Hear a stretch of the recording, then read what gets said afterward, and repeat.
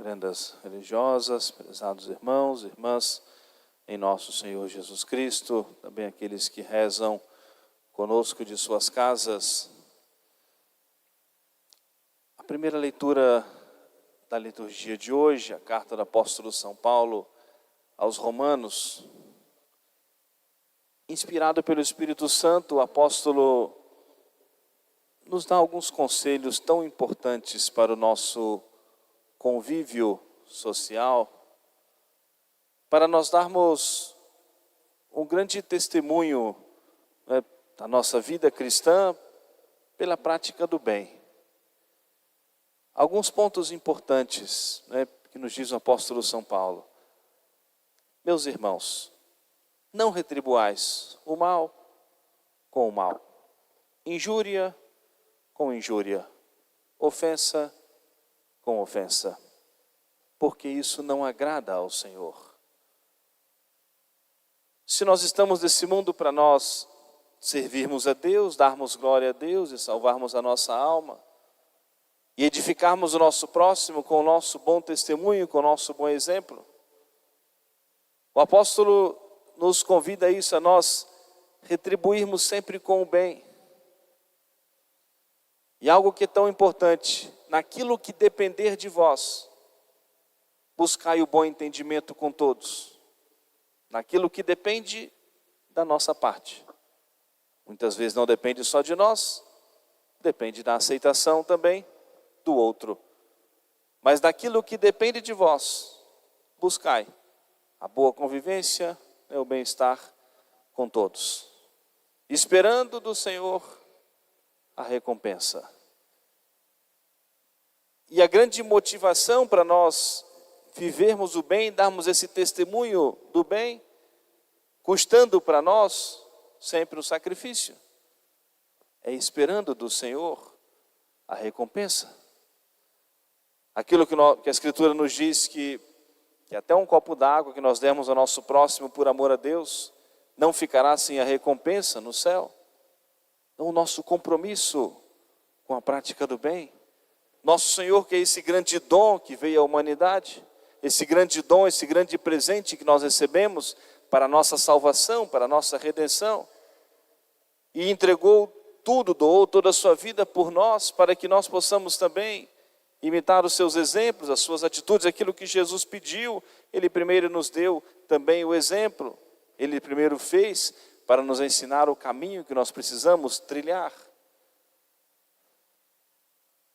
Como que nós vamos conseguir, a sabedoria, a força, a serenidade, a clareza para nós assim agirmos?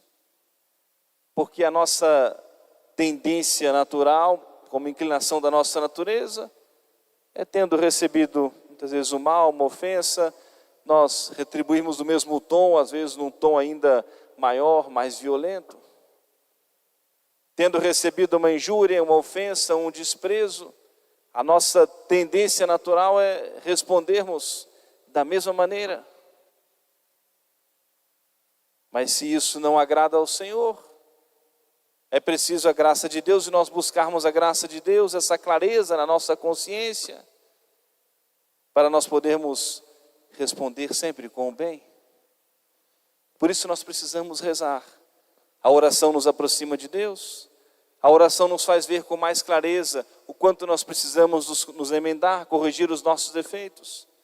A oração nos mostra com mais clareza o bem que nós precisamos fazer. A oração nos une a nosso Senhor e nos fortalece para a prática do bem, para a prática da virtude. E o Evangelho de hoje nos ensina a rezar. 2 milagres que nosso Senhor realizou. Pessoas que se aproximaram de nosso Senhor para pedir a cura de suas enfermidades. E nos traz esse grande ensinamento da confiança na oração, do poder da oração e o quanto nós precisamos pedir a nosso Senhor. A clareza que nos falta, a luz que nos falta, a força que nos falta, a coragem que nos falta, a fé que muitas vezes é frágil.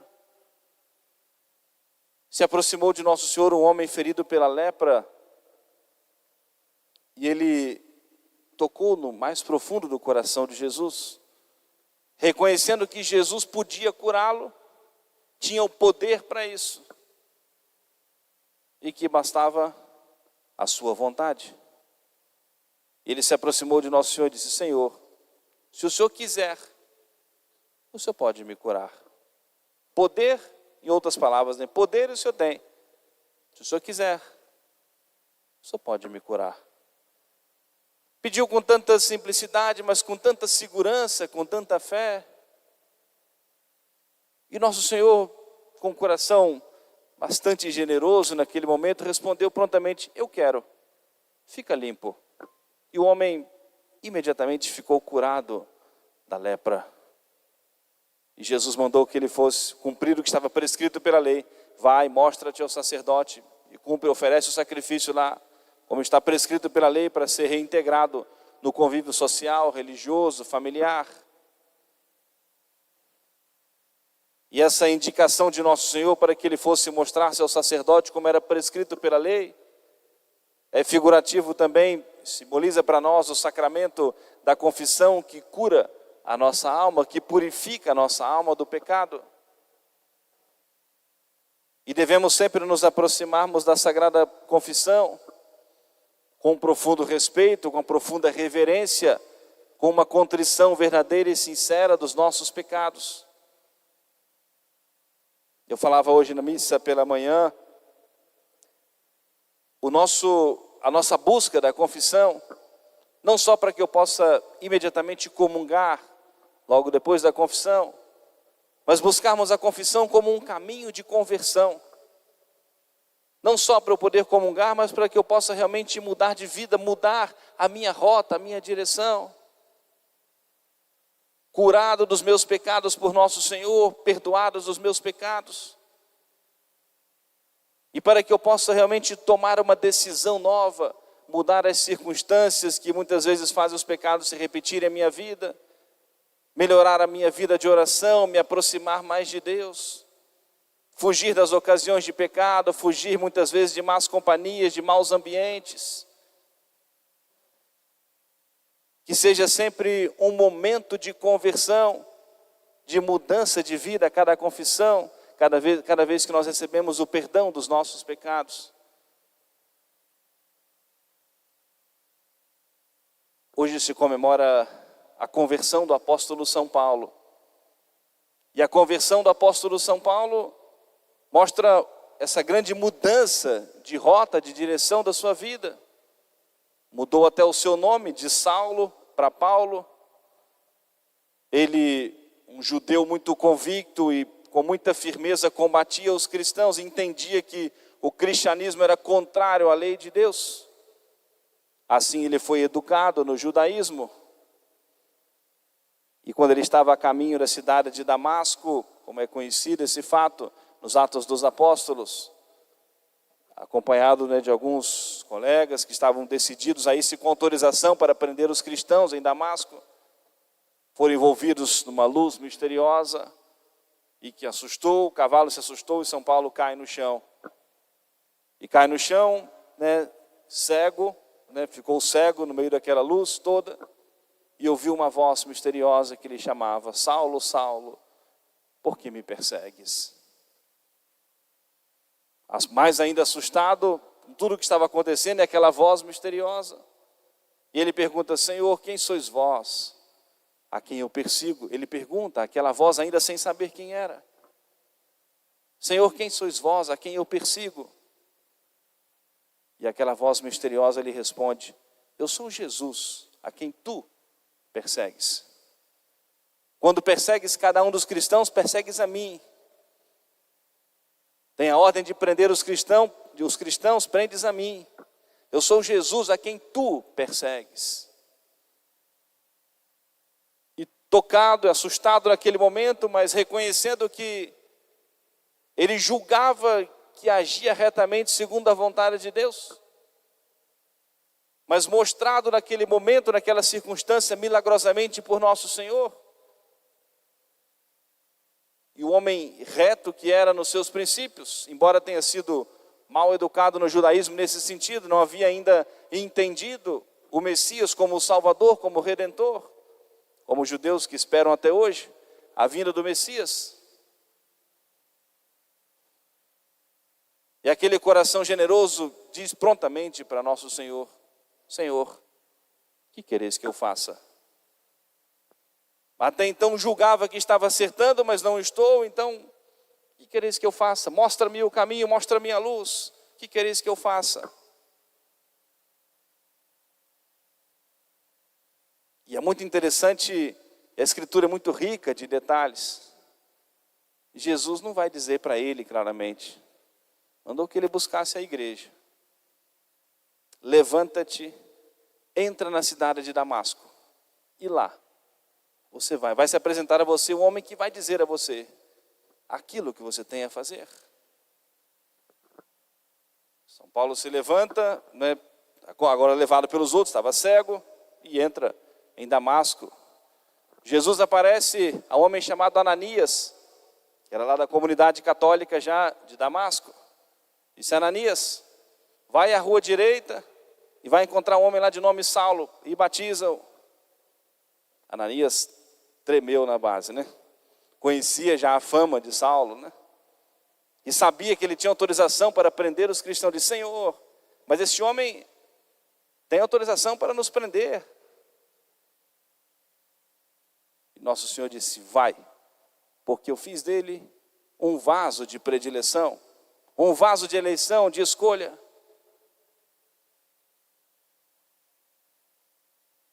E esse caminho, Ananias vai no endereço dado por Jesus, à rua direita, onde ele estava, e lá vai curar Saulo da cegueira, batizá-lo e inseri-lo na comunidade cristã, católica.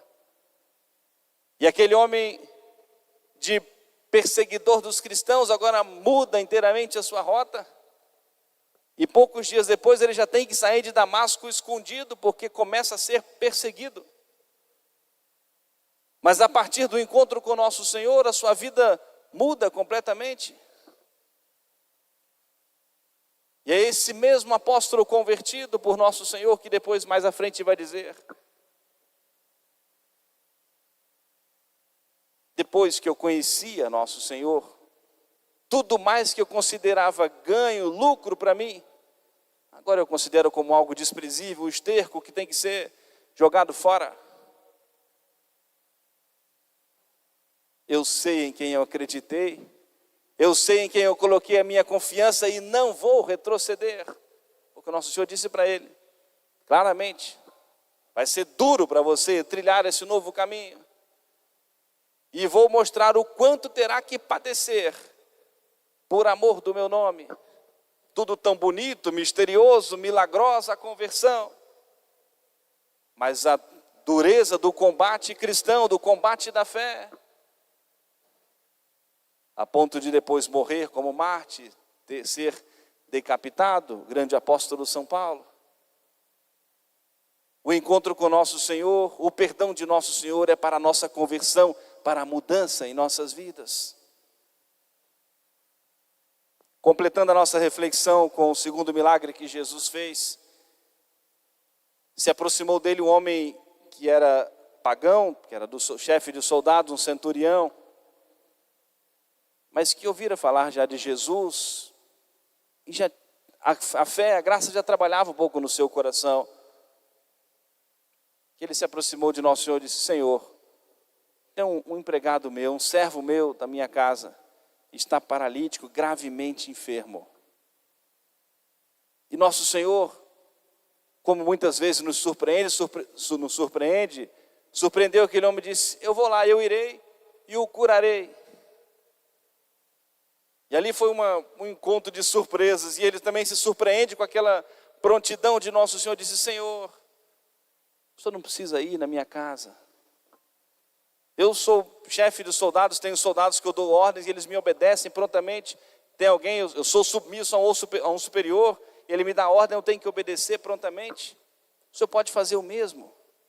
O Senhor não precisa ir na minha casa, basta o Senhor dizer uma palavra. Uma só palavra e o meu servo ficará curado. Talvez ele já houvesse ouvido falar de nosso Senhor, ouvido falar da criação do mundo, quando Deus disse: faça-se a luz, e a luz foi feita.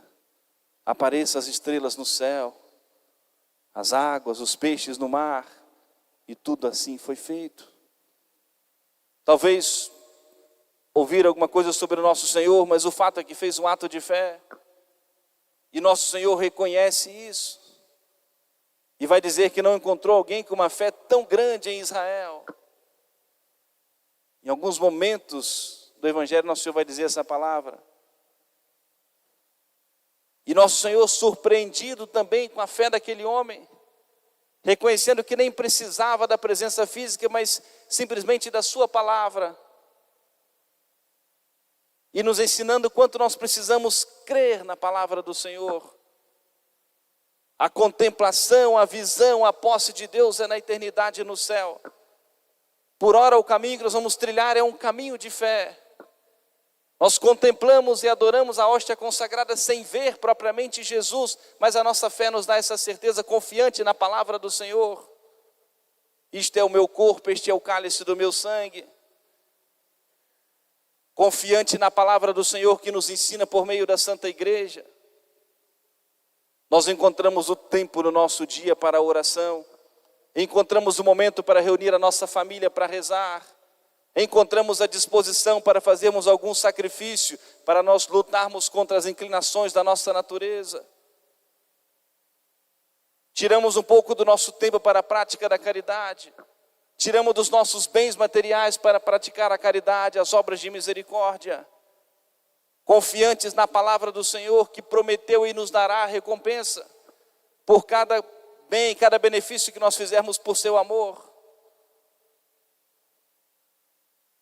E aquele homem disse: Senhor, eu não sou digno que o Senhor entre na minha casa. Basta o Senhor dizer uma palavra e o meu servo ficará curado.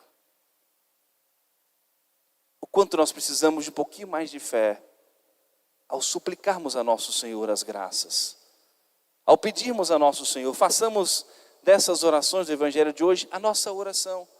Senhor, se o Senhor quiser, o Senhor pode me atender, o Senhor pode me curar, pode me converter, ou por alguém que nós pedimos.